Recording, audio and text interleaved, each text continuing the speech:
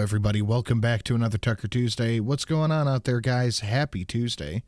Hope everyone's having a lovely and fantastic day out there. What's going on, guys? How are we doing? Let's see who we got hanging out in the chat. Rotten Corpse, K. Shull, Caro Soldier, Shadowclaw, Shiru, Advocus. What's going on? What's going on? JK Mamang. Yeah. Jonathan Gill, Felda, Earth Stewart. Hello. I'm tired of Nikki Haley ads. Are you guys getting Nikki Haley ads on YouTube? I am actually kind of shocked that they would allow that. Wow. Divine Petulance, what's going on? Sorry, I need to take a drink of my drink. Came this close to quoting Meredith Brooks. I don't know who that is, but okay. I'll just take your word for it. So in today's show, we're going to be taking a little bit of a glimpse back. And we're going to be talking about everything that happened in the end of times. I've been getting Jeb Bush ads. They keep saying Ron DeSantis, but it's the same thing. Hold on. I gotta see.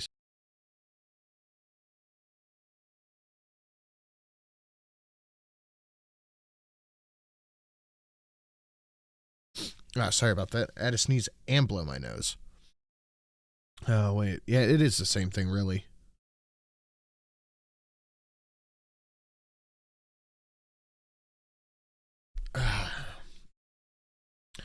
But we're going to take a look back to the, excuse me, Jesus Christ, to the end of times, the 2020 age. I can hear my house creaking. It felt like getting sandblasted by hail. The weather was goddamn awful today. It was so bad. It was just gross. It was cold. The wind was like pushing my truck around.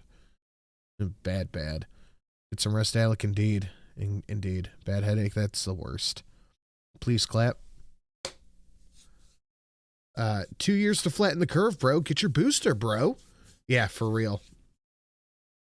Just get your booster. Don't deep breathe in a parking lot or in a grocery store, man. But we're going to be taking a look at that. And I made tonight's stream goal something I don't think it's been in like 2 years at least. But it's a good one. Yeet the Cult of COVID. Not to be confused with the Cult of Krill. Cult of Krill is a wonderful guy, one of my personal heroes. And the Cult of COVID were terrible people who wanted to use a worldwide... let's just call it what it is, a worldwide fucking disaster to line their own pockets and put their own will forward. To put their power, take their power. That's what they wanted.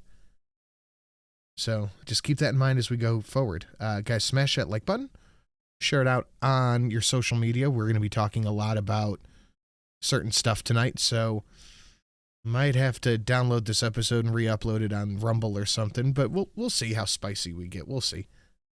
You're speaking in grand terms that 3 years ago I might have laughed at. I'm not laughing at all. You're also choosing, as a 50-year-old man, to say this stuff out loud and to pursue the truth as you find it and then to talk about it. Why did you decide to do that? I literally cannot understand. Fuck, I forget this guy's fucking name. Howard Stern seems like he is. Understand how I would sleep at night, how I would look at...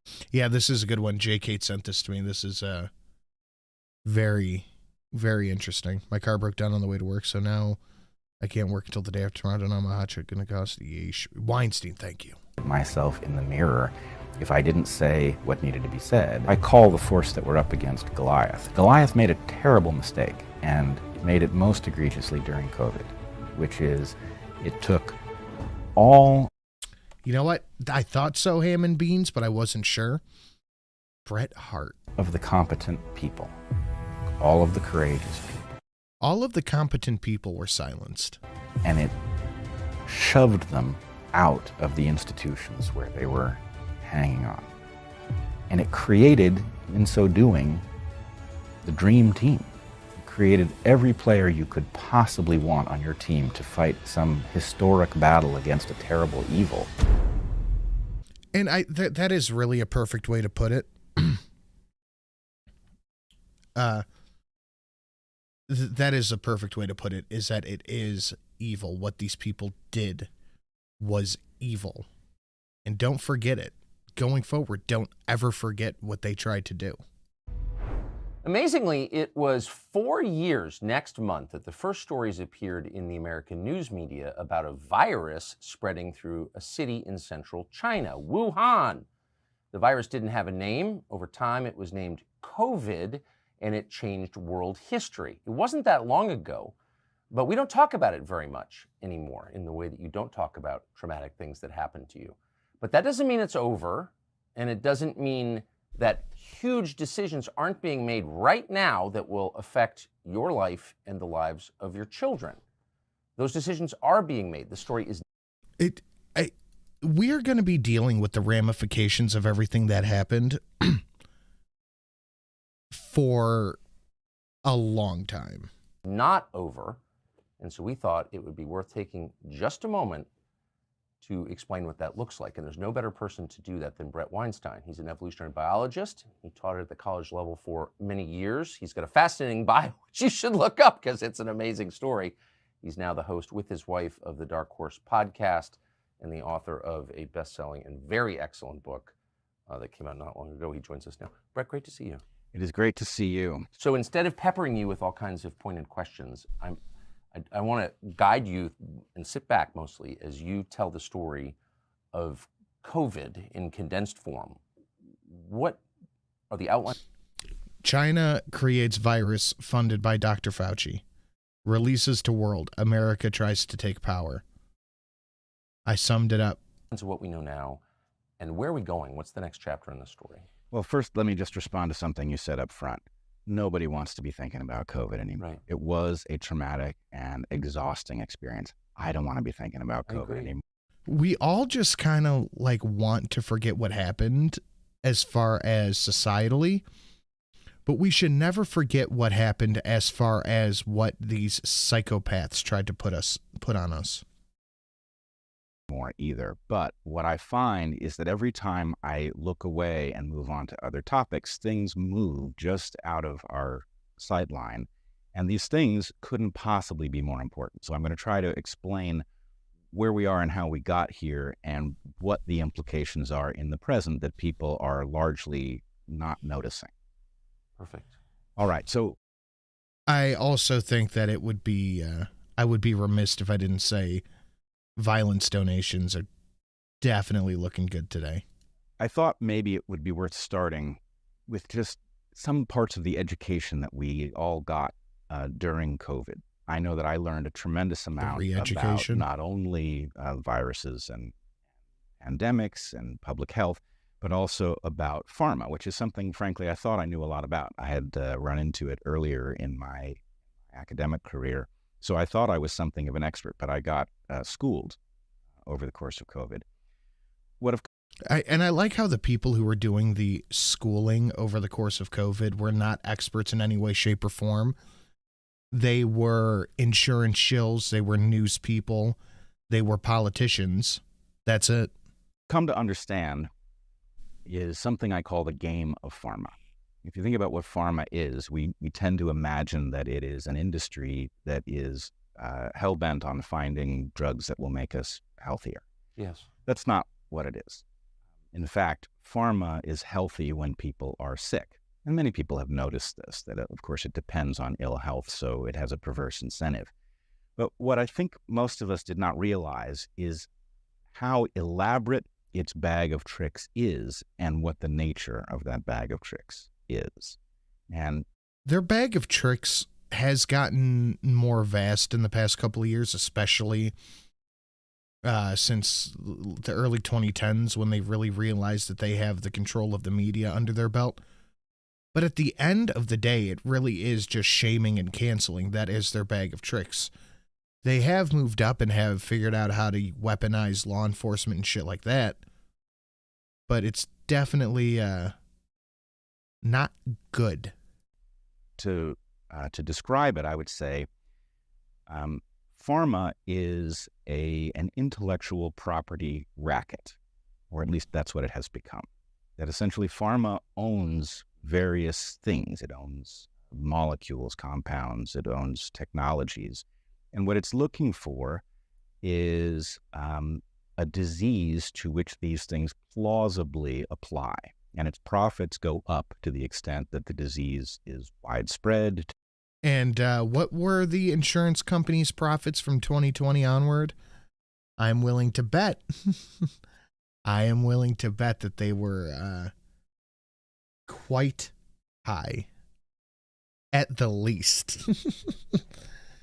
When you fund the mainstream news shows you, yep, they thought owning the mainstream media was enough to do whatever they want. Indeed, they did. I just hope they weren't right about it. To the extent that the disease is serious, to the extent that competing drugs are unsafe or ineffective, to the extent that the government will mandate a drug, to the extent that the medical establishment will declare it the standard of care. All of these things. You've just described pandemic response. Well, that I did, and that's where I learned all of these tricks, was that basically every day of the year, pharma is engaged in portraying the properties that it owns as more useful than they are, safer than they are, and persuading the medical establishment, the journals, the societies, the hospitals, the government, to direct people towards drugs they wouldn't otherwise be taking. So that's what the... Isn't it interesting how they can mandate this stuff by law? You by law need to pay this company money or else. The racket is, and it is necessary to understand that, because you need to realize that before COVID ever happened, pharma was expert at figuring out how to portray a disease as more widespread and more serious than it was. It was excellent at portraying a compound as more efficacious than it is, safer than it is. And so when COVID happened, all of this occurred at a different scale. COVID was bigger than anything that had ever happened before, but none of it was new. At least in modern times, it's definitely the biggest modern thing that's happened on this scale, where the government and the media have worked hand in hand at this level. To pharma, and all of it was new to us in the public, trying to understand what we were supposed to do about this ostensibly very serious disease. So I'm now going to put a hypothesis on the table about why things unfolded the way they did. Man, I wish I would have kept some of the COVID-centric donations, but I guess the FAFO is a good one. All the violence is good. Anyway. And it involves that game of pharma. What was pharma thinking? Why was it so obsessed with making sure that we all took the so-called vaccines that were on offer? Why was it so obsessed with making sure that we didn't take the alternative repurposed drugs that so many doctors claimed were highly effective? As treatments. Right, ivermectin, hydroxychloroquine, these things were demonized, and we were told not to take them, and we were mocked if we distrusted that advice. So the question is, what was all that? Why would that have happened? And again, this is not certain, but what I've pieced together is that pharma owned what was potentially the biggest pharmacological cash cow conceivable. Yeah, remember everything was horse paste or fake medicine. They bent the country over the barrel, told everyone to shut the fuck up and deal with it. And then when they disagreed, they're like, arrest. Owned a beautiful technology, and I mean that sincerely, something truly brilliant, that would potentially not only allow a bright future from the perspective of creating new treatments and new, I hesitate to use the word vaccine because it doesn't really apply, but new It's not vaccine-like technologies, but that it could do this indefinitely into the future, and it could allow you to... Well, that's a terrifying string of word. Vaccine-like technologies. Oh, that gives me the in between the shoulder blade willies. You know what I'm talking about? reformulate every vaccine currently on the market. And what's more, the property in question would allow this whole process to be streamlined at an incredible level, because effectively all you needed was a sequence, a genetic sequence from a pathogen, and you could literally type it into a machine and produce a vaccine that was already in use, but for the swapping out of the antigen in question. So it was like Legos. Yeah, it's exactly like Legos. And presumably with some justification, to the extent that this technology was safe, pharma would be able to argue, well, we don't really need to go through thorough safety testing of the entire platform each time we deploy it. All we need to do is figure out if the antigen that we've loaded in this time is in some way more dangerous than the last one. I'm willing to bet that it indeed was, but what is more dangerous is that like ratio is so shit. So guys, please smash that like, do the thing with the thing and the other thing. The problem, so that the technology in question is the mRNA transfection platform, which was wrongly in this case called a vaccine. And it is ingenious. It solves a really important problem from gene therapy, which is oftentimes you want to get the body to do something. Let's say that you are missing a functional copy of a gene that produces some product like insulin that you need. Well, you could take insulin, or it would be great if we could convince your body to produce the product itself like a healthy person does. Very hard to do that, though, because the body is composed in adult humans 30 trillion cells or so. So thank you for the blessings. I appreciate that. But he's right. It's an answer to an interesting question, but they're using it incorrectly from my limited medical knowledge on that front. I'm not that kind of doctor. How do you get cells to take up the message and produce enough of the product to matter? Well, the mRNA technology allows you to induce cells to take up an mRNA message, which they will then automatically transcribe. And it does this by encapsulating these messages in lipid nanoparticle. Lipid just means fat. And you may remember from... I am very interested to hear what people who disagree with him have to say, because he definitely sounds like he knows what he's talking about. He's not just making this shit up. It doesn't sound like me talking about this kind of thing. From basic chemistry, Nope, stop talking, go to jail. That's what they say. If you talk about this in a negative way, you stop talking, you go to jail. Oh, the loads. What are you doing, slabs? You guys having a hard time opening the page? What is happening? Oh, basically what they were like every time someone spoke counter to what they said. Yeah, stop talking, go to jail immediately. Acts like... Oh, and you guys don't want a woman stream boss, do you? Fire Ray? Like dissolves like.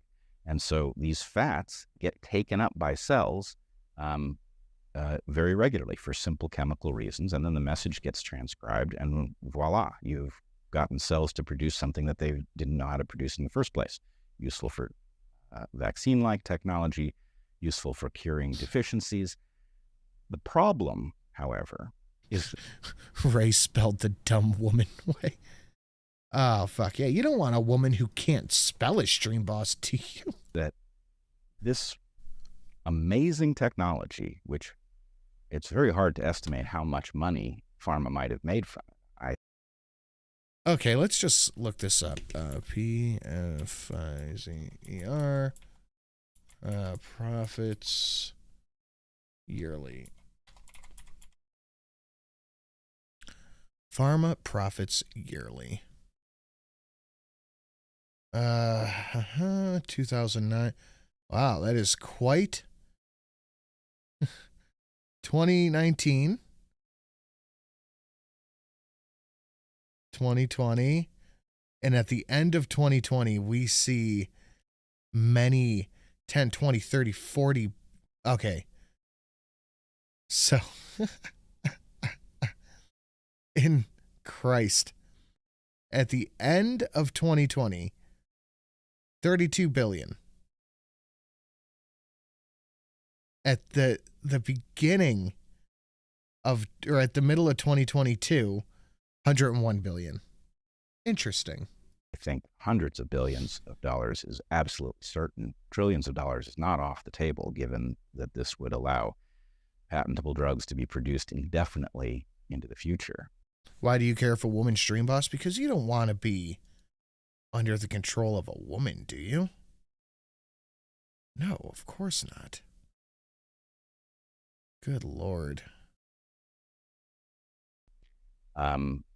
Here, look at the graph. I'll show you.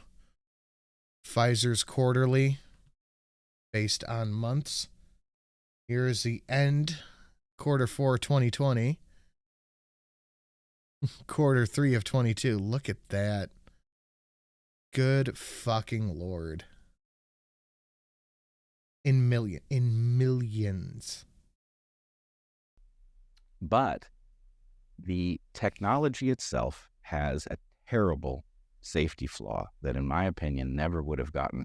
How much to boot the current? It's looking like it's going to be about $80 to take the stream boss Through even the most cursory safety tests. And that flaw is that there's no targeting of the lipid nanoparticles. The lipid nanoparticles will be taken up by any cell they encounter. And while that's not perfectly random, it will be haphazard around the body. Now, if they were limited, if they simply stayed in the injection site, as we were told when the vaccine rollout. But why would you think that they would? You're injecting something into the bloodstream. Why would it stay there?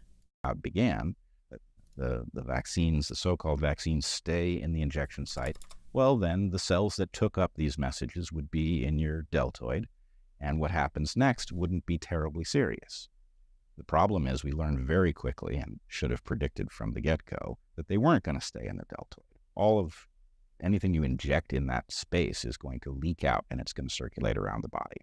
I want to know why they thought it wouldn't. And here's the problem. Forgive me, this is a little bit technical, I know that, but it involves understanding how immunity naturally develops.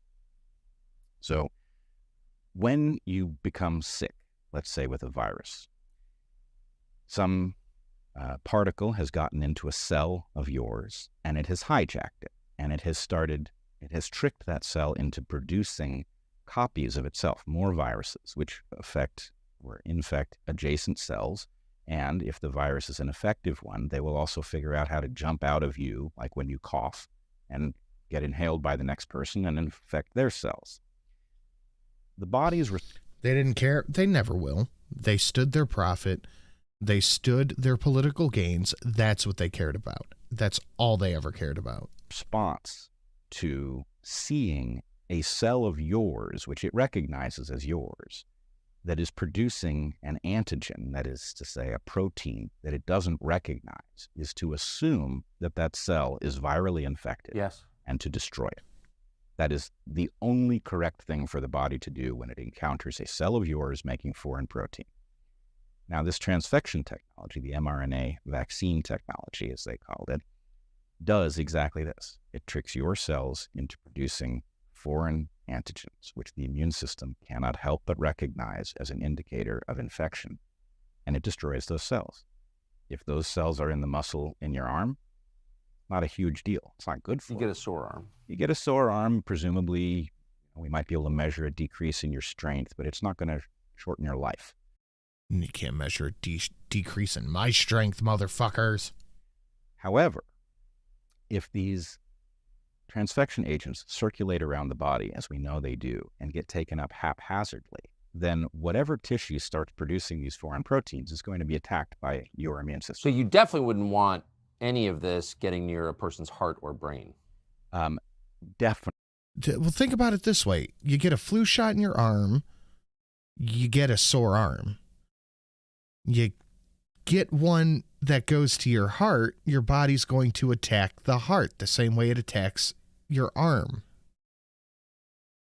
Definitely not. And very bad if it happens in your brain. It's particularly critical if it happens in your heart, because your heart, for reasons we can go into if you want, has an incredibly low capacity for repair.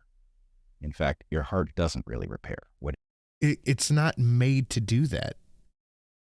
Your heart is not made to repair the same way that your outer muscles are. Your heart is encased in a giant fucking cage to protect it. It does. You get a wound, if you lose cells from your heart then scars over, and that will affect your heart rhythm, your capacity to transport oxygen and CO2 around the body. It will... What's up?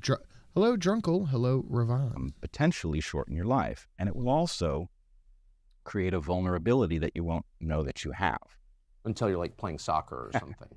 Exactly. So if you imagine somebody has received one of these transfection shots, and especially in the unfortunate case where it has been injected intravenously, which isn't supposed to happen, but the instructions on this shot were not to aspirate the needle. A proper injection should involve pulling back on the plunger in the syringe in order to see if there's blood. If there's blood, that indicates that you've landed in a circulatory vessel, and that you should back the needle off or plunge it farther so that you're not injecting it directly into a vein. But ooh, holy shit, man.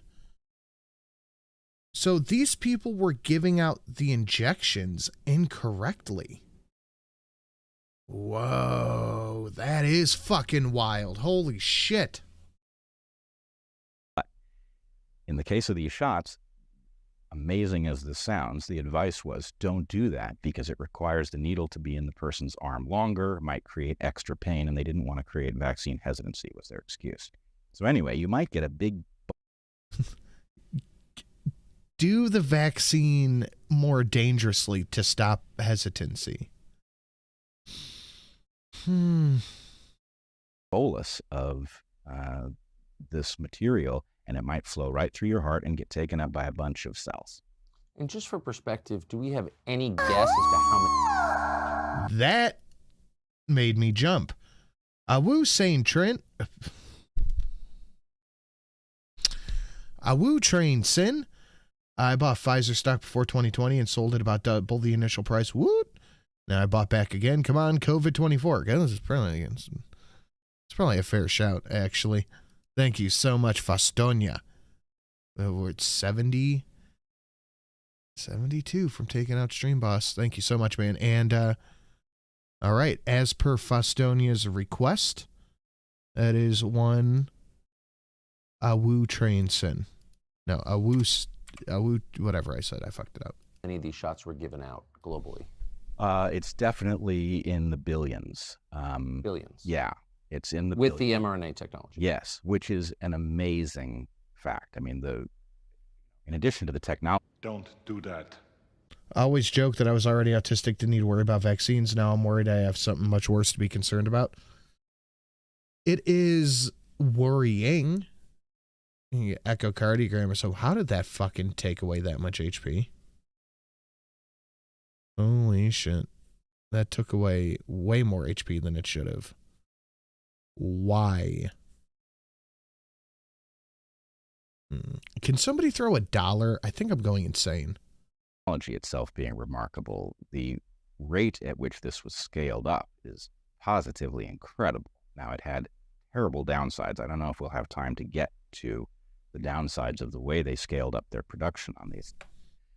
But if we can separate the marvel of what they did, yes, there's an awful lot of stuff here that's beyond wizardry. It's just incredible what they accomplished. Incredible to say the least. I'm sorry I don't want to take you off track, but you were describing what would happen if it went to various organs, it would damage them. What could it cause cancer? Why did that take away 3,000 HP? Oh, because there were $2. That still doesn't math. What the fuck? Okay, Stream Boss, what are you doing? Stream Boss heals enabled. Damage per donation 1,000. Okay. Is that 81? Now we're at 60. I guess that maths. Here you go, HP bar check. It's fucking weird. Too. We can get back to that. We clearly are seeing an uptick in cancers, and an uptick in cancers that are unusual, especially in their speed. Maybe if we have time, we can come back to the reasons that might be occurring. There's a lot of discussion amongst the medical dissidents about why that pattern exists and what it implies. But yes, clearly cancers are one of the failure modes of the body, and this highly novel technology clearly had that as a risk, even if we didn't know what mechanism. Okay, that's closer. I don't know what this is doing. Ravon said cash, and that's 2 on the Awoo. Thank you, Ravon. It would happen by. But yes, if you, let's say you're a soccer player and you've been injected with this stuff, and a bolus of it has hit your heart and caused a bunch of your cells to be destroyed by your own immune system, by cytotoxic. Okay, sorry, Fire Ray. I gotta fix this. Hold on. Jesus Christ.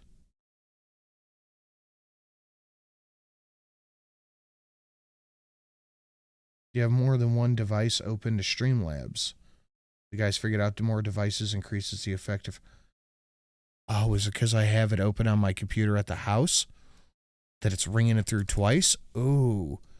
I will have to test that. Okay. Toxic T cells and natural killer cells. Well, now you've got a wound.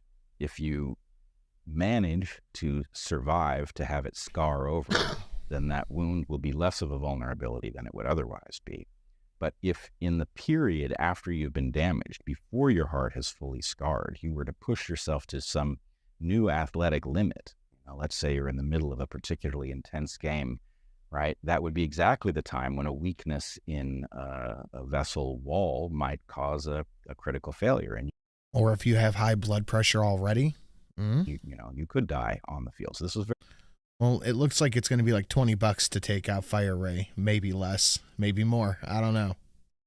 Very plausible mechanism to explain the pattern of sudden deaths that we have seen oftentimes in people who are unusually healthy and athletic. Yes.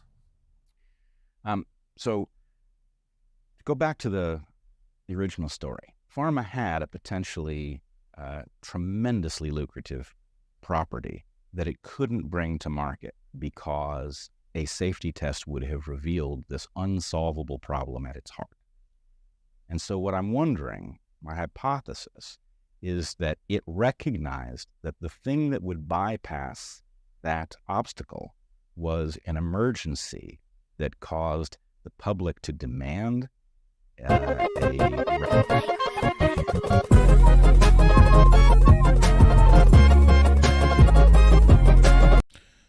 a 2019, back when we thought retarded street commies were the real threat. Those were the days. Looks like that was not enough. Interesting, JK. Thank you for the 2019, but very interesting. Why was that not enough?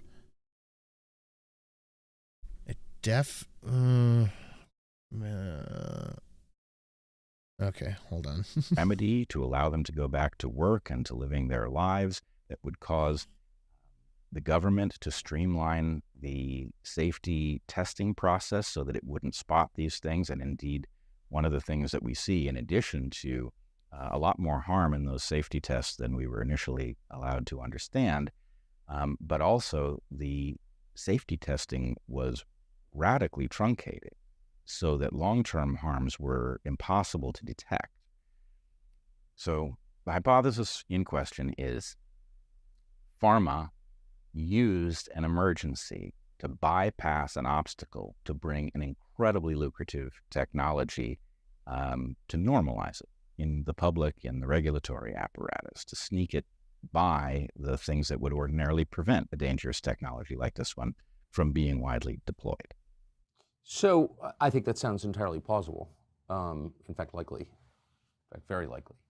But the downside for pharma, and of course for the rest of us, is that if you roll out a harmful product evading the conventional safety screens, you're going to hurt a lot of people.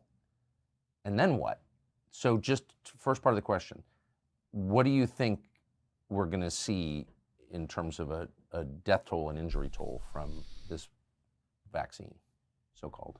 A lot has gone into preventing us from answering that question, and some very dedicated people have done some very high quality work, and the numbers are staggering. I would imagine the numbers on something like this are so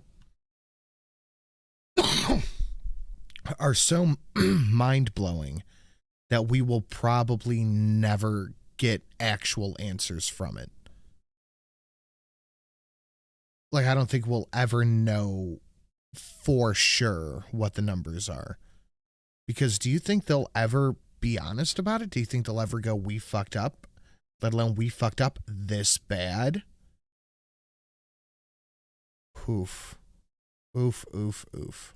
Now, I'm hesitant to say what I think the toll might be because this is not my area of expertise, and I would leave it to others. I would say John Campbell would be an excellent source to look at.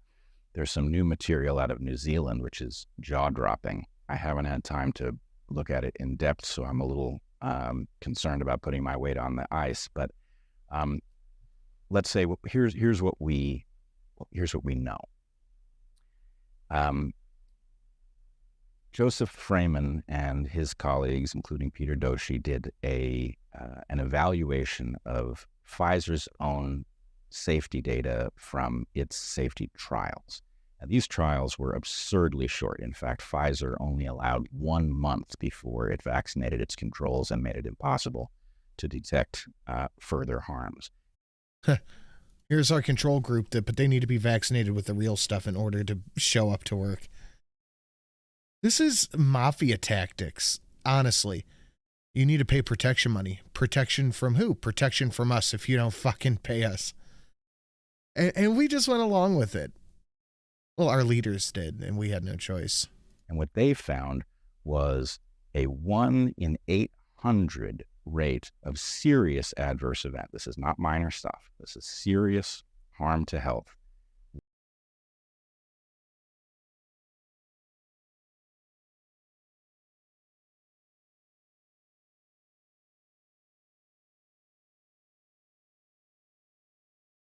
And for 10, Sin.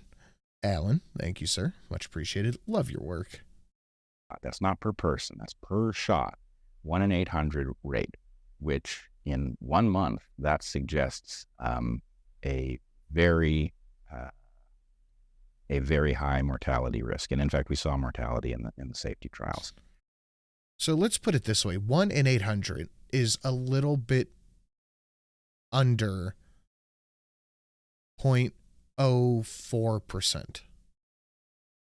If my math is correct on there. A little bit under 0.04, about 0.03%.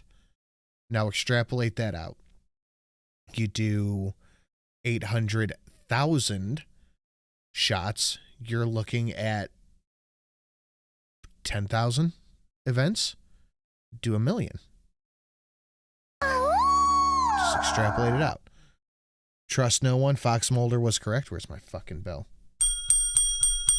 Goddamn right. What happens over the long term? Yes, Jake, it's in the millions at least. We've certainly seen such a range of pathologies that have crippling effects on people's health that I shudder to think how many people have actually. So I'm not a math genius, but 1 in 800 shots. And that's what they admitted to, by the way. It's probably 5 times that. Times billions is, a lot of people. Yep. There was I was recently at a conference in Romania on the COVID crisis. And so there was a lot of work trying to unpack what we actually understand. And I saw this little table that they have is so awkward. A credible estimate of something like 17 million deaths globally. That maths, I could see they give out billions of shots, 17 million. Yeah. From this technology. So 17 million deaths from the COVID vax? Well, when you scale up to billions, it's not hard to reach a number. And when you are dealing with a number in the billions, you can be 1 or 2 orders of magnitude off of your estimate, and it would still be accurate. Like that with a technology that's dangerous. Now, to your deeper question, I think let's steelman. So just for perspective, I mean, that's like the death toll of a global war. Yes, absolutely. This is a great tragedy of history. So that proportion. You got 3 times the count of one mustachioed German man. Fire Ray sitting. Let me refresh it to see if it's still accurate. Oh, no. Alec is stream bot. $5 stream boss wars. And 5,000 HP, $5 stream boss wars. Amazingly, there is no way in which it's over. I mean, we are still apparently recommending these things for healthy children. Never stood any chance of getting any benefit from them. Every chance of suffering harms that are. But they're willing to put our children in harm's way so they can line their pockets. Not only serious, but tragic on the basis that children have long lives ahead of them. If you ruin a child's immune system in youth, they have to spend the rest of their presumably shortened life in that state. So never made any sense that we were giving this to kids in the first place. Be quiet! The fact that Shut up! Be quiet! And Kiro comes in with the grab. I hear you, Sin. Here you go. Thank you, Kiro. And that, let me get my pen and paper out. Uh-oh. That is 1, 2, 3. 3 stream boss changes. Oh, it's been a while since we've had a good $5 stream boss war. we're still doing it when the emergency, to the extent there even was one, is clearly over. And when there's never been any proper justification of administering it to healthy kids. Healthy kids don't die of COVID. And the shot doesn't prevent you from catching or transmitting it. So there was just literally no justification you could come up with. But Fostonia for 5, I'm in. You are indeed. That's 4. I think a lot of us, maybe call us normies, have a hard time imagining the breathtaking evil that it would take to allow such a tragedy to unfold, or to cause it to unfold for profit. I still struggle to imagine. Well, it's not hard to imagine. These people are genuinely evil. They don't care who has to be hurt. They don't care who gets in their way. They don't care what it takes. They want money, so that's what they're going to do.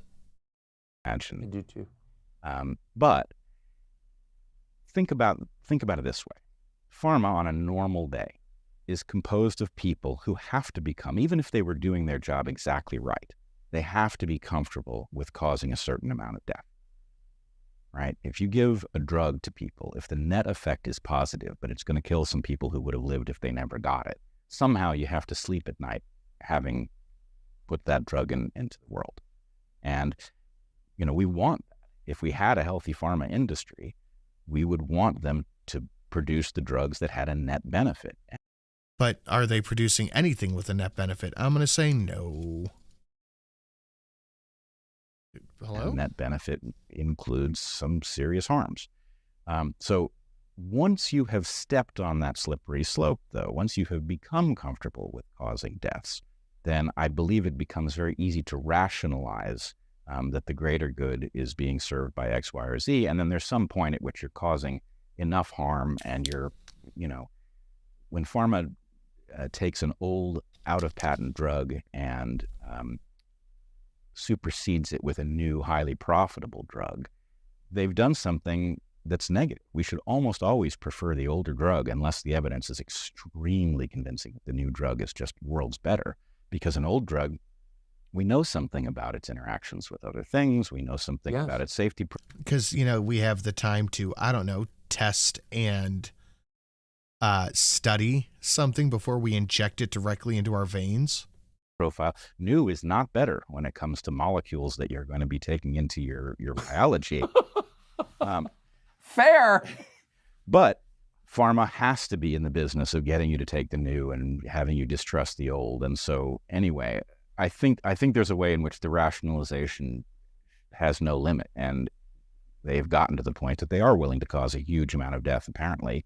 And even at the point that it's been revealed in public, they don't stop, which is another amazing fact. You would imagine that they would have been embarrassed into stopping this vaccination program at this point.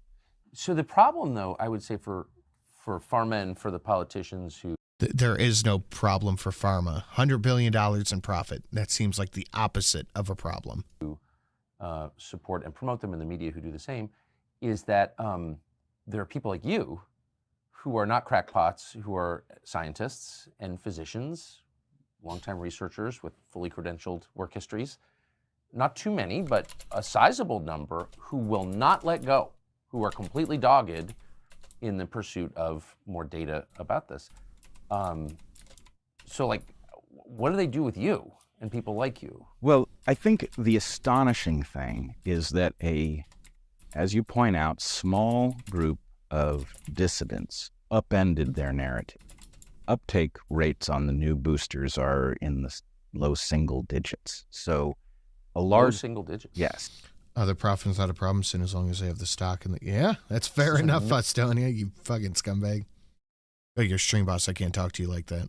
Someone take Fostonia out so I can talk shit to him. Nobody's taking it. Nobody's taking them. Now, I'm troubled by the fact that at the same time, we don't see a massive majority acknowledging that the vaccination campaign was a mistake in the first place. Because they got it and they don't want to think about it. And I get it. I wouldn't want to think about it either. But the problem is, it's a moral obligation. I mean, we're still injecting these things into kids, for God's sake. So they're trying to make it mandatory to inject it into kids. It is important to stand up and say, I was had. And I think all of us were. Be quiet! I believe that Whoa, what was that little animation? Devil Fruit Zero for the 5. Fuck you, Fostonia. Yeah,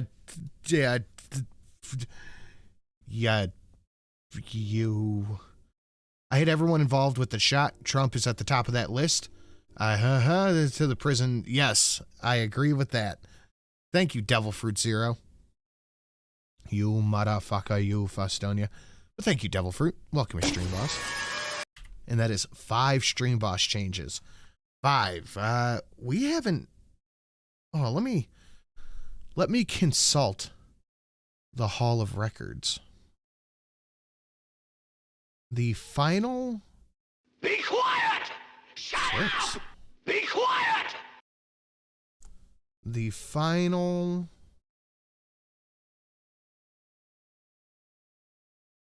A Stream Boss change. The last one was 75, but that was a few years ago.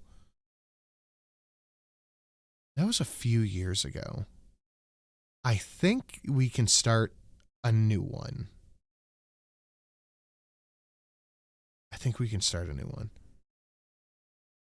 Let me edit this, actually. Be quiet! Shut up! Be quiet! 7.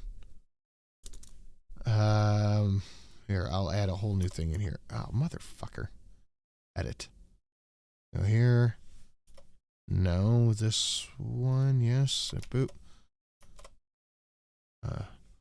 5 Wars. Caps. Wars. All right, that's in Discord. Tonight we will set the precedent. Fostonia for 5. Oh yeah, I love all you fuckers in the chat. And Kira Soldier says gives Devil Fruit the boot. Be quiet! And then Alec comes in Be quiet! to give Fostonia the boot. There, 8. And not bad. We're at 8 so far. Good work, guys. this vaccine was likely effective when it first came out. And the thing that Tonight, we set precedent. triggered Heather and me to question it was the fact that we were also told that it was safe, which couldn't possibly be true. Because you couldn't know. Might have been harmless, but they couldn't say safe because nobody on Earth knew what the long-term impacts would be. And when you say safe, you're not, if I say, I drove home drunk, but I made it without harm, so it was safe, you know that I have said something foolish. Yes. That it's foolish and incorrect. And that's exactly what they wanted you to believe. And in this case, even if the thing had turned out to be harmless, nobody could know that it was, so it wasn't safe. And for them to assure us that it was a lie from the get-go. That's what caused Heather and me to start looking into it. And the deeper we dug, the crazier the story got. Not safe and ineffective, in fact, harmful and shockingly ineffective at everything that you might want it to be effective at. But remember, they said no widespread something. It is safe and effective. And if you ever disagreed with safe and effective, then you were an asshole. So the story is an odd one. The fact that that small number of dissidents was able to upend the narrative, was able to bring people's awareness to the massive levels of harm and the ineffectiveness of the shots, is in some ways the most surprising element of this story. And I think it truly surprised pharma and its partners. Oh, Be quiet! and here's Ravon with 9. In social media, in government, in... Ravon says, kicks the last guy. Kicks the last guy won. I think he meant out.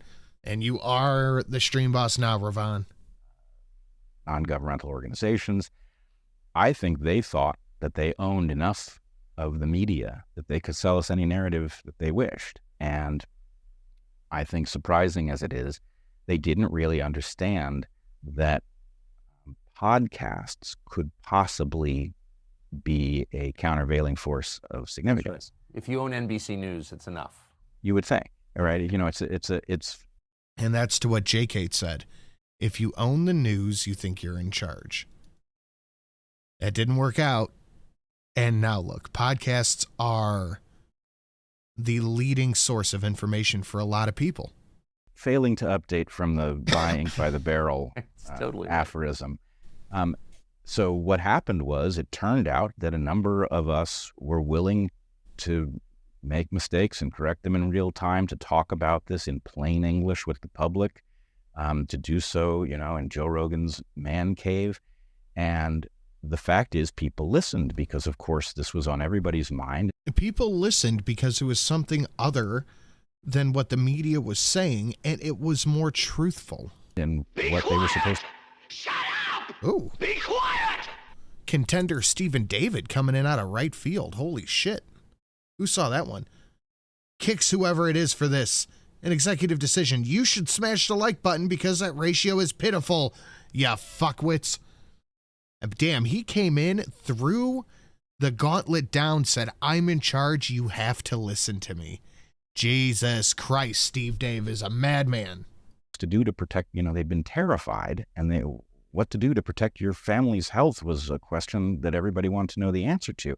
So our ability to reach millions of devil people fruit. surprised those who thought they were just going to shove this narrative down our throats. And this gets me to the WHO, the World Health Organization, and its pandemic preparedness plan modifications. What I believe is going on is the World Health Organization is now revising the structures that allowed the dissidents to upend the narrative, and they are looking for a rematch, I think. What they want are the measures that would have allowed them to silence the podcasters, to mandate Very true, Faustonia, very true. various things internationally in a way that would prevent the emergence of a control group that would allow us to see harms clearly. So that's the reason that I think people, as much as they want to move on from thinking about COVID, We never should. We should never allow them just to move on. maybe stop thinking about COVID, but do start thinking about what has taken place with respect to medicine, with respect to public health, with respect to pharma, and ask Politics. yourself the question, given what you now know, would you want to relive a pandemic like the COVID pandemic without the tools that allowed you to ultimately, in the end, see clearly that it didn't make sense to take another one of these shots or to have your kids take them, right? We want those tools. In fact, we need them. And If we're going to function as a society, as a democracy, as they like to say, we need the tools to not only investigate this stuff for ourselves, but to be able to say no. something is quietly moving just out of sight in order that we will not have access to them the next time we face a serious emergency. So you're saying that an international health organization could just end the First Amendment in the United States? Yes, and in fact, as much as this sounds, I know that it sounds preposterous, but It does not sound preposterous. the ability to do it is currently under discussion at the international level. And it's almost impossible to exaggerate how troubling what is being discussed Be is. quiet! In fact, I think it is fair Be to say quiet! that we are in the middle of a coup, that we are actually facing the elimination of That is 11. From Daryl O, no comment. Thank you, Daryl. our national Guys, we are setting a damn good precedent tonight. Good Lord. and our personal sovereignty, and that is the purpose of what is being constructed, that it has been written in such a way that your eyes are supposed to glaze over. That's right. As you attempt to sort out what is under discussion. And if you do that, then come May of this year, your nation is almost certain to sign on to an agreement that in some utterly vaguely described future circumstance, a public health emergency, which the Director General of the World Health Organization has total liberty to define in any way that he sees fit. In other words, nothing prevents climate change from being declared a public health emergency that would trigger the provisions of these modifications. And why do you think they're trying to make climate change a public health emergency? Because they want to put their knees on your necks. And in the case that some emergency or some pretense of an emergency shows up, the provisions that would kick in are beyond jaw-dropping. So before you get into it, and I just want to thank you, by the way, for taking the time to go through this proposal, because you're absolutely right. It's impenetrable. It's designed to be, to cloak what they're saying rather than illuminate it. What's it called? Well, the funny thing is, actually, I was looking this morning to find out what the current name is, and the names have actually been shifted slightly. Clearly a feature. Oh, it's a shape-shifting agreement. It is. Perfect. So what I would do in order, it's unclear to me how much that's just simply designed to confuse somebody who tries to sort it out, and how much that's designed to, for example, Yes, exactly, ISO. Just trust your gut. game the search engine technology that Right. might allow you to track the changes, because to the extent that the name has shifted. So Smart. I call it the World Health Organization Pandemic Preparedness Plan, right? And what is under discussion are some modifications to the global public health regulations and modifications to an existing treaty. But all of this makes it sound minor and procedural. What has been proposed are, again, the number of things included here is incredible. It's hard, even for those of us who have been focused on this, to track all of the important things under discussion and to deduce the meaning of some of the more subtle provisions. But the World Health Organization and its signatory nations will be allowed to define a public health emergency on any basis, that having declared one, They will be entitled to mandate remedies.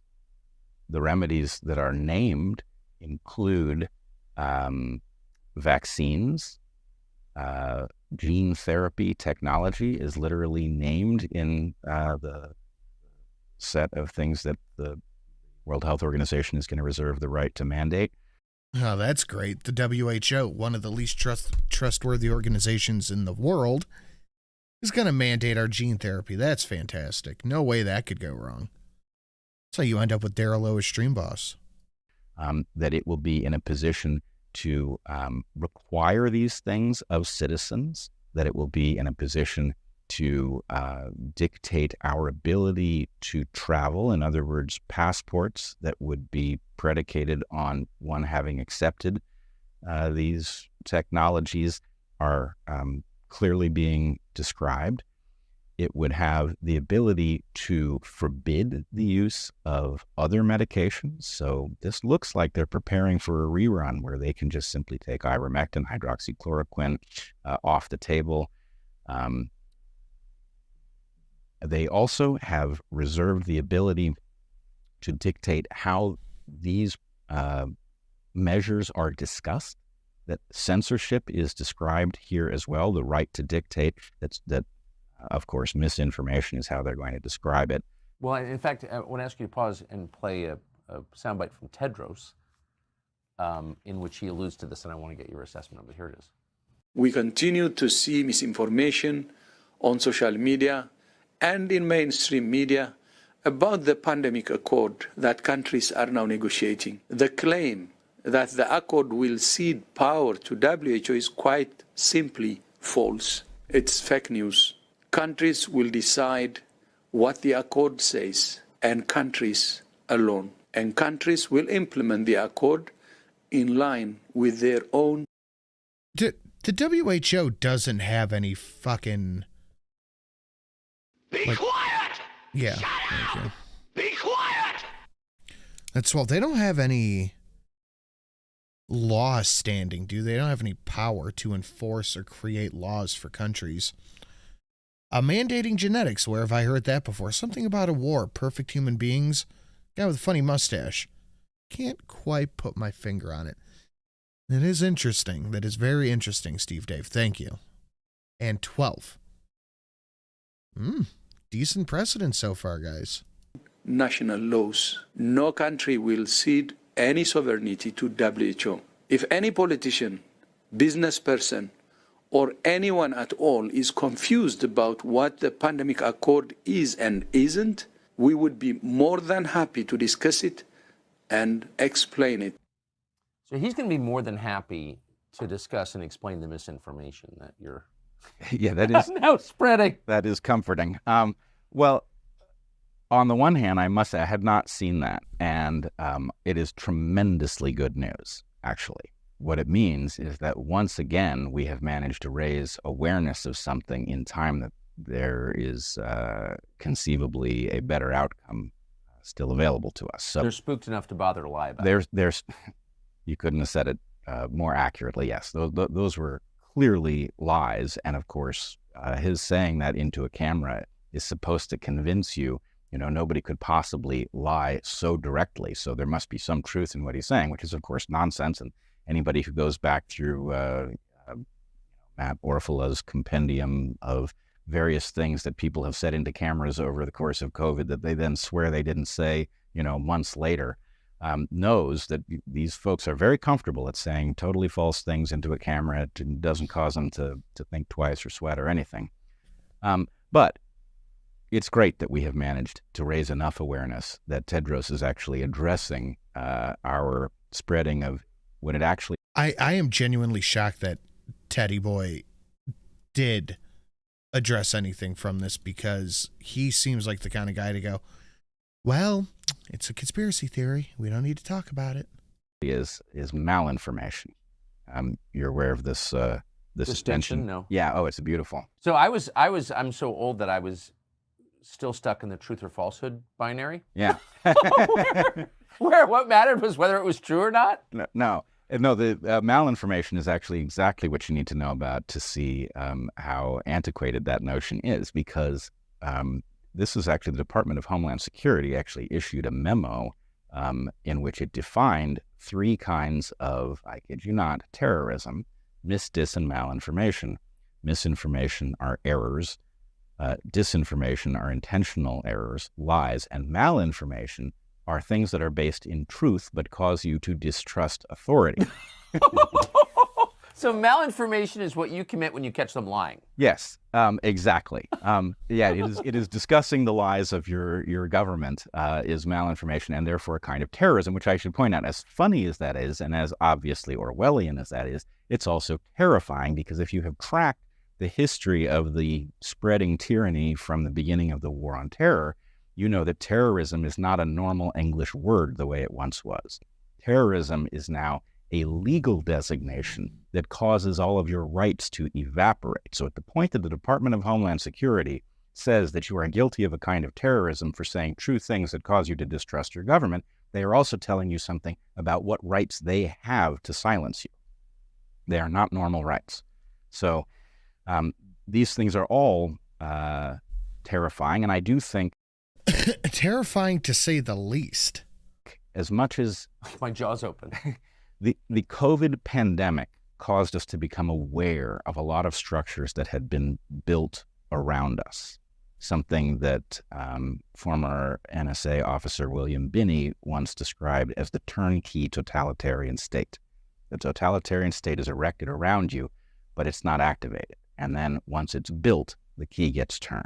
And so we are now seeing, I believe, something that even outstrips William Binney's description, because it's the turnkey totalitarian planet, right? The World Health Organization is above the level of nations, and it is going to be in a position, if these provisions pass, to dictate to nations how they are to treat their own citizens, to override their constitutions, despite what Tedros has just told you. So that is frightening. It's not inherently about health. What I think has happened is the fact of a possible pandemic causes a loophole in the mind. It's not a loophole in our governance documents. Our Constitution doesn't describe, exemptions from your rights during time of a pandemic emergency. Your rights simply are what they are, and they're not supposed to go anywhere just because there's a disease spreading. But nonetheless, people's willingness to accept the erosion of their rights because of a public health emergency. Yeah, no, but we shouldn't be, though. Nowhere in the Constitution did it ever say, hey, all of this doesn't matter if there's a flu going around. That isn't a thing, because it's not what anybody envisioned or wanted. Has allowed this tyranny to use it as a Trojan horse. Yes. And I think that's also, it's something people need to become aware of, that there are a number of features of our environment that are basically, they are blind spots that we can't see past. Vaccine was one. And I know I was an enthusiast about vaccines. I still believe deeply in... By and large, they are pretty useful. The elegance of vaccines as they should exist. But I'm now very alarmed at how they are produced, and I'm even more alarmed at what has been called a vaccine that doesn't meet the definition, right? That because many of us believe that vaccines were an extremely elegant, low harm, high efficacy method of preventing disease, when they called this mRNA technology a vaccine, many of us gave it more credibility than we should have. If they had called it a gene transfection technology, we would have thought, wait, what? That sounds highly novel, and it sounds dangerous, and how much do we know about the long-term implications? Hey, Baba Yaga and Luna. Okay, you guys showed up at the same time. That's weird. But because they called it a vaccine, people were much more willing to accept it. Public health functions the same way.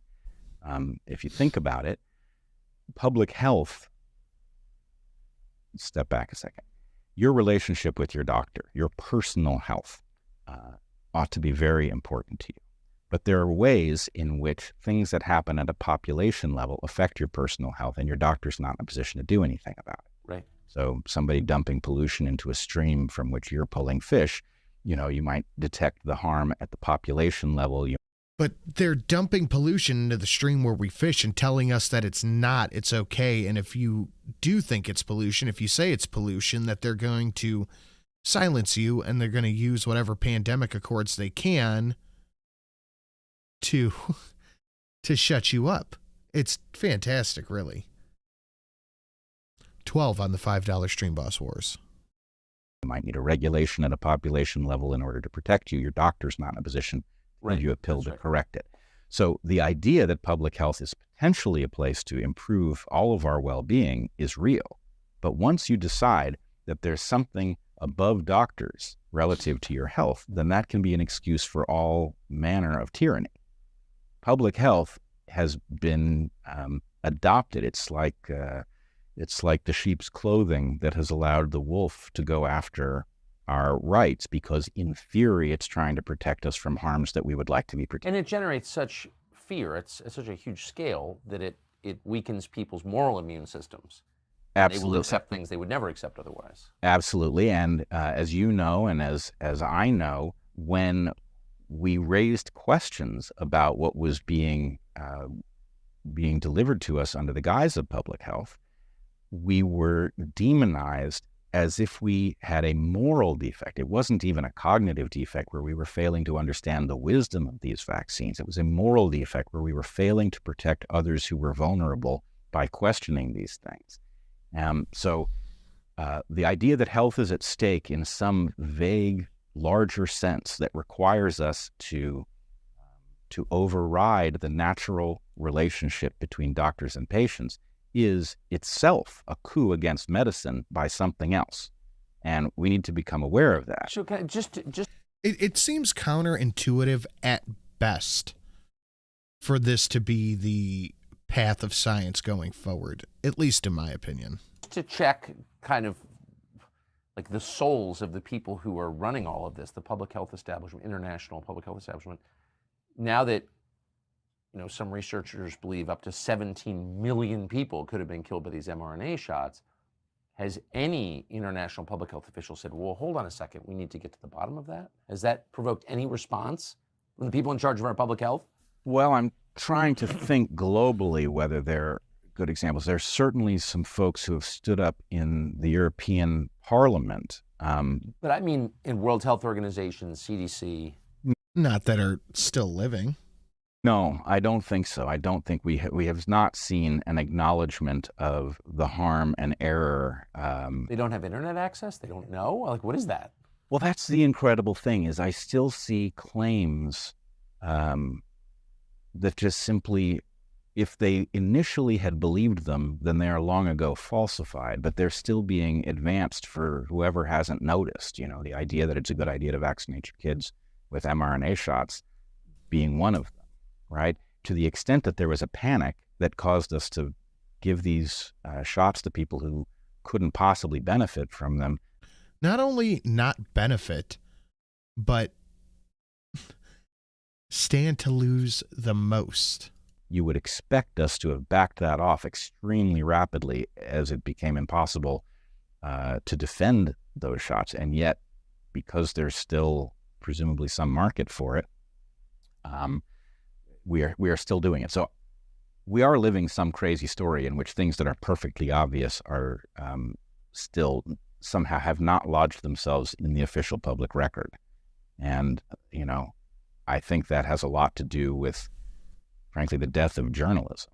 Yes. A lot of us are doing jobs that we didn't train for. Heather and I are doing some journalistic job that we certainly didn't train for. We trained to think about biology, and we do that in front of a camera, and so that functions as a kind of stand-in for journalism. But the handful of journalists who still exist, I think without exception, are all banned or canceled or discredited in one way, shape, or form, are not scientifically trained. Right? Matt Taibbi, Glenn Greenwald, you We don't have very many people doing investigative journalism, and the ones who are doing it, they don't have the skill set that would make this a natural topic to investigate. So we have to boot up some kind of new institution that will allow us to do this job well, and presumably that will involve taking. But you just can't. These people will never let go of power. It's just never going to happen. The few investigative journalists who remember how to do that job, and the few scientists and doctors who are willing to still do their job and, put us together, right? Podcast isn't the right place to do it. If that's all we got, that's all we got. But there's got to be a better method. So if this is ratified or signed on to by the United States in May, so 6 months from now, it sounds like that's it. We don't know. I will say I have very little hope that the U.S. will derail this. I have the sense that whatever has captured our government. Are we all screwed? I don't know yet. Is driving this as well. And so in effect, the U.S. wants this change. It will, in fact, in the same way that the Five Eyes nations agree to mutually violate the rights of each other's citizens because that was not prevented in any of our countries. That would be 13. 13 on the Stream Boss War. Saw a news article today that UH hospitals are donating defibrillators to school. UH is the worst hospital I have ever been to in my life. I've gone twice. One time, it was when I had my stroke and they sent me home and said it was a panic attack. And the second time is because I needed stitches in my hand. And they took, I think it was like 3 hours just to get me stitches, if not 4 hours. Institutions, I think the U.S. wants something to force it to violate our constitutional protections, and the World Health Organization is going to be that entity. That said, I have recently been to the Czech Republic, and I've been to Romania, and I've heard from other parts of the former Eastern Bloc that there is resistance, that people who have faced tyranny in living memory are much less ready to accept these changes, and that they are actually beginning to mount a response. I worry that it will be... PayPal has disappeared from slabs. I'm sorry? That one from Lady Monteceros was PayPal. I do not understand your meaning, sir. Too thin and easily defeated, especially if they do not understand that actually the world is depending on them, that the countries we traditionally think of as part of the West are compromised, and that these countries which have more recently joined or rejoined the West are the best hope we've got, that they are in a position to derail this set of provisions, and that we are depending on them to do it. So I just want to end for a few moments on the overview here. We got like 10 minutes left. What is he talking about? I want to end. What? So you have all. Now this might strike some of you as harsh, but I believe everyone involved in this story should die. And the $5 Stream Boss War ends thanks to Doc. Nobody respects the wars. How long until a group pulls an anti-hero because of playing shenanigans? That's a good question. That is a very good question. That's a shame. What a dildo. I appreciate the $9, Doc. You can restart them, but it'll take $20, but whatever. These remarkable things converging in a single 12-month period. You have war, pestilence, political unrest, apparently unsolvable political unrest. What do you think we're looking at in the West? Like, what is this moment, and how does it end? Jesus Christ, Market Zero. Well, so I have long been interested in questions of good governance and the West, and I'm sad to report that I think the West has actually collapsed, and what we are left with is now... Be quiet! Shut up! Be quiet! Steve Dave for $5, not enough to take Stream Boss. Another one, also if PayPal isn't showing up here on mobile, turn on and off airplane mode. If you're on a computer, try closing and reopening the browser. No refreshing won't help. You have to shut the connection down and reconnect it. Also smash like. Well, apparently he got it working, but thank you, Steve Dave. I appreciate that. And nebulous echo. The values of the West still function, but they function in a vague way, and we have seen that they can evaporate quickly under the right circumstances.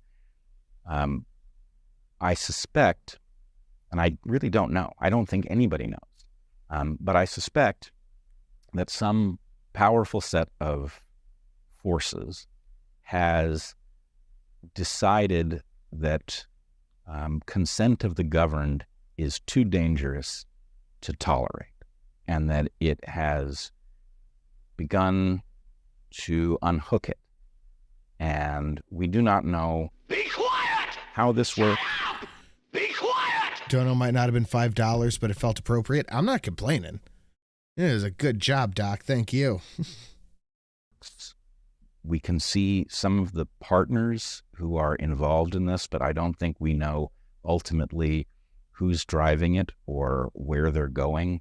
I think many of the notions that we picked up about nations and who our friends are and who our enemies are I think at this point we have a pretty good idea who our friends are and who our enemies are. I think we've got the gist of it.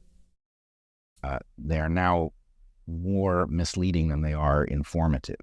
In other words, I don't think the U.S. has an enemy called China. I think there are elements within the U.S. I agree with that completely, Luna. If you are anti-2A, you shouldn't be able to take the oath to uphold the Constitution. Because you are, wait for it, anti-constitutional. Holy fucking shit, Market Zero. That's insane. Glad you're okay, though. That are partnered within, with elements within the Chinese Communist Party for practical reasons. And so our, the notion that these two parties are competing with each other just distracts us from what's actually taking place. But let's just put it this way. We have a large global population. Most people have no useful role through no fault of their own. They have not been given an opportunity in life to find a useful way to contribute. And I wonder if the rent-seeking elites that have hoarded so much power are not unhooking our rights because effectively they're afraid of some global French Revolution moment. I think they genuinely would have to be at least a little bit afraid of something like that happening. Especially in America. Holy fucking Christ, especially in America. As people realize that they've been betrayed and left without good options. Is that what we're seeing? Certainly feels like we're facing an end game where important properties that would once have been preserved by all parties because they might need them one day are now being dispensed with, and we're being, we're watching our governmental structures and every one of our institutions captured, hollowed out, turned into a paradoxical inversion of what it was designed to do. That's not an accident. That's the last thing it is an accident.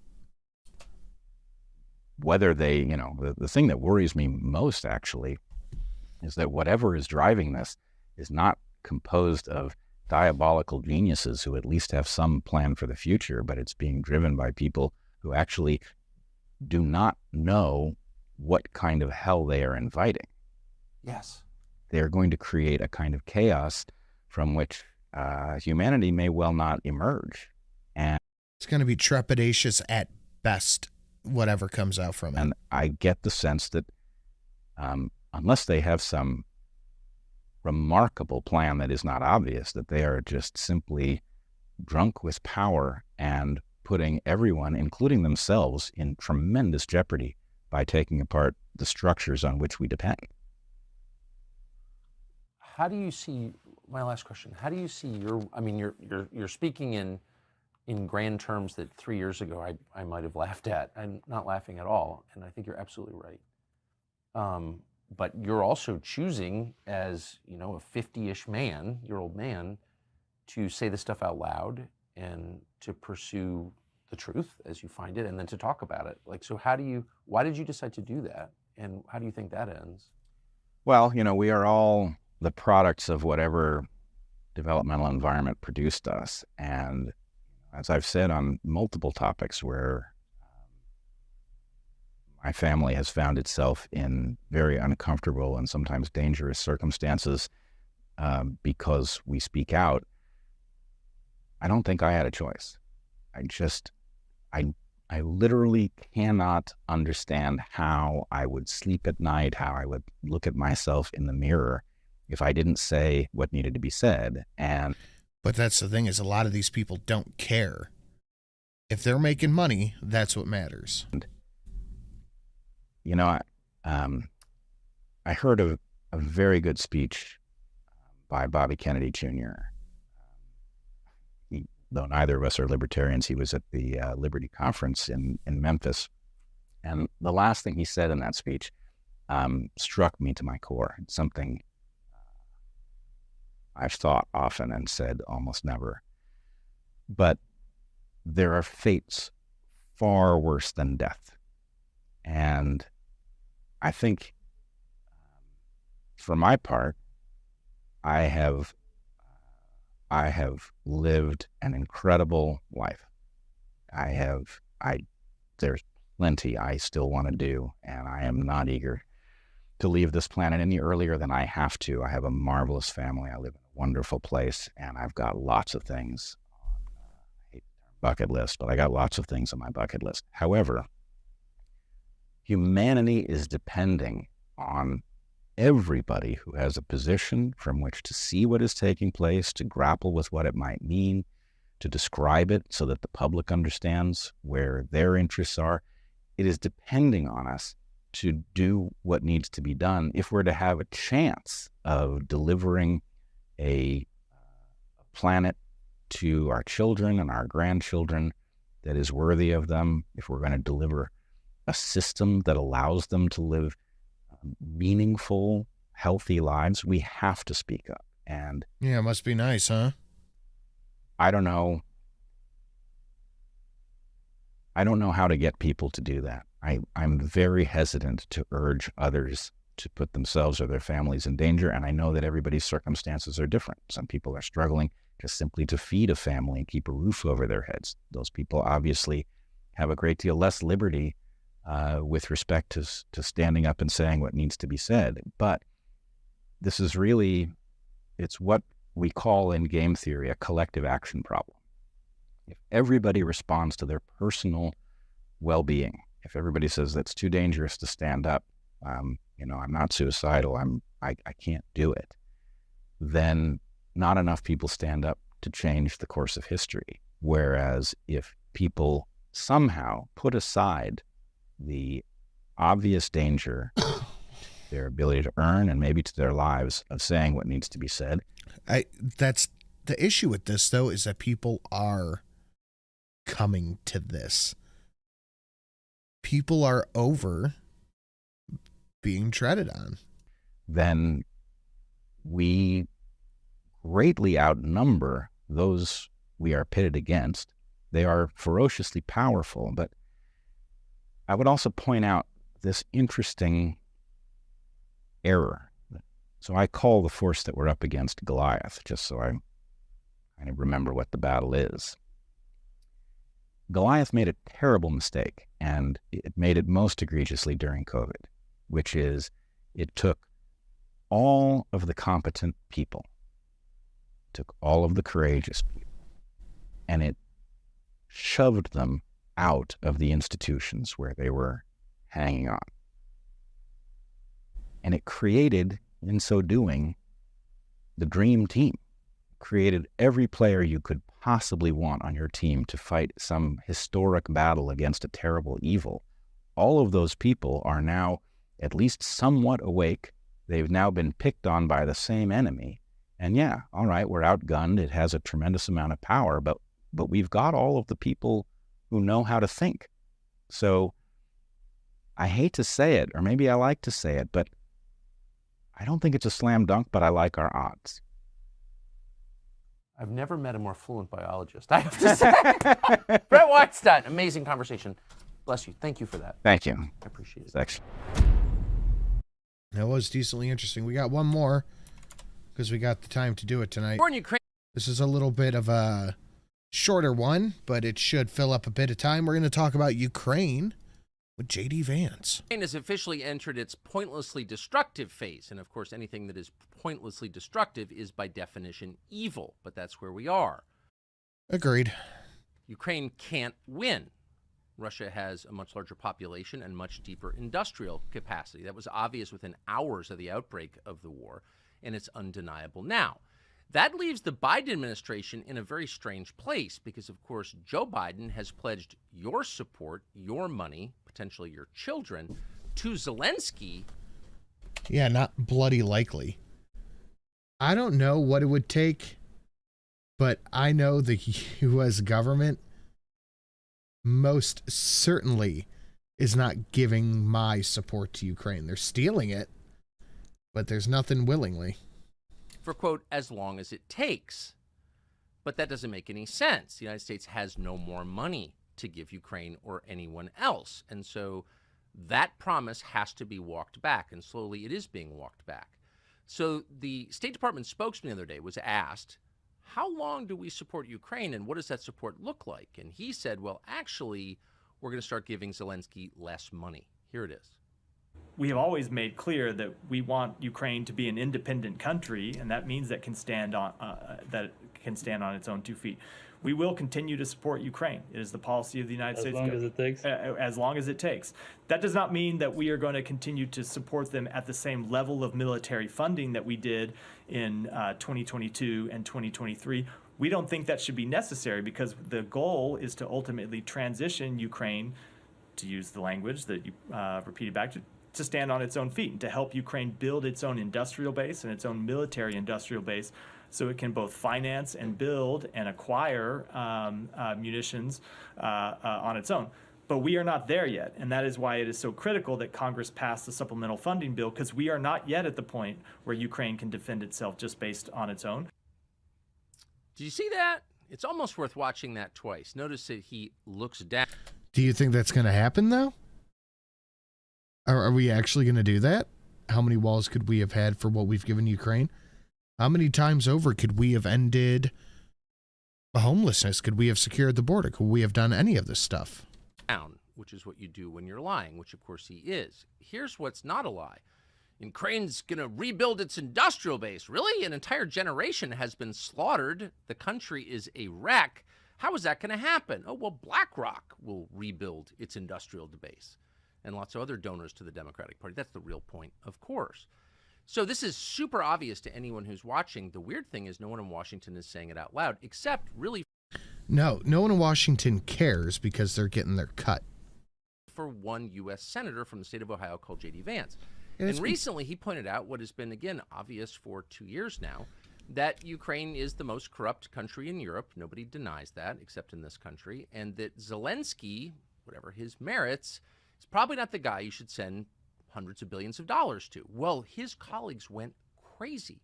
They love Zelensky. They love him on a personal level. These are people with very weird sex lives who are transferring, in some cases, some of their personal desires onto Zelensky. That adorable little bear. So they got mad at J.D. Vance for saying that. Watch this clip and ask yourself, does J.D. Vance deserve that rage, or was he telling the truth? We're getting easily $500 billion in the hole for the Ukraine conflict by the time this is done. And Steve, at the very same time, you have people in this town saying we need to cut Social Security. There are people who would cut Social Security.